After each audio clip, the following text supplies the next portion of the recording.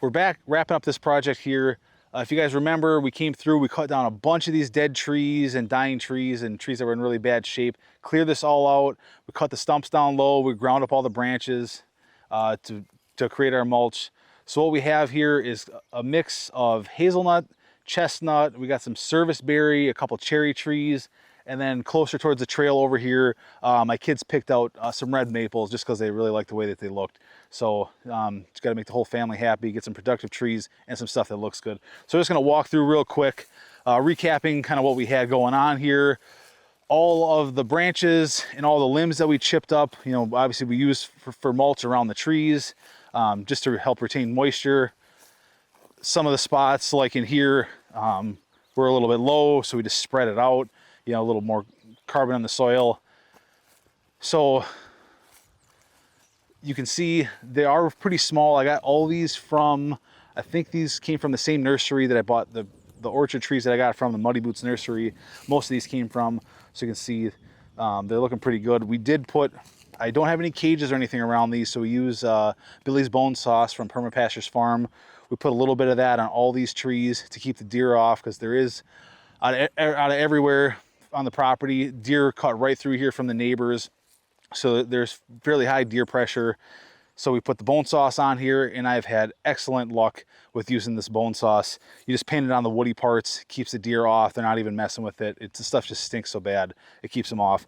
So that stuff's been really working out well, and I just hate having to put around those cages. It's extra work, extra money, you know, so it saves you all that. The bone sauce is a little bit expensive, but it does go a long way. So one jar can last you quite a while, especially with the size of these trees. So yeah, you can see these are looking pretty darn good. I put the flags in here just when I first planted them, just so I could see while I was mowing, you know, before they had any kind of foliage on here. You know, I didn't want to run them over on accident compared to some of the other weeds and stuff that were growing up. So I flagged them just so I could see them a little bit better. So on the lowest, this does kind of slope down a little bit of a hill where I put the rest of this mulch in here, filled in a little bit of a low spot. These cherry trees that I bought, Muddy Boots had these, they must have been on sale or something. So they were potted this size to start with for $5.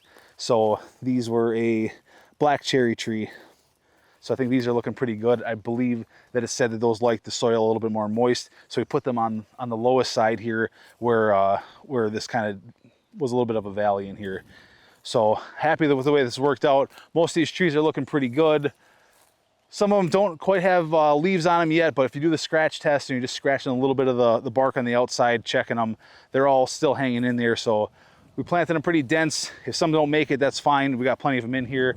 I believe overall there were about somewhere between 30 and 40 trees that we planted in here.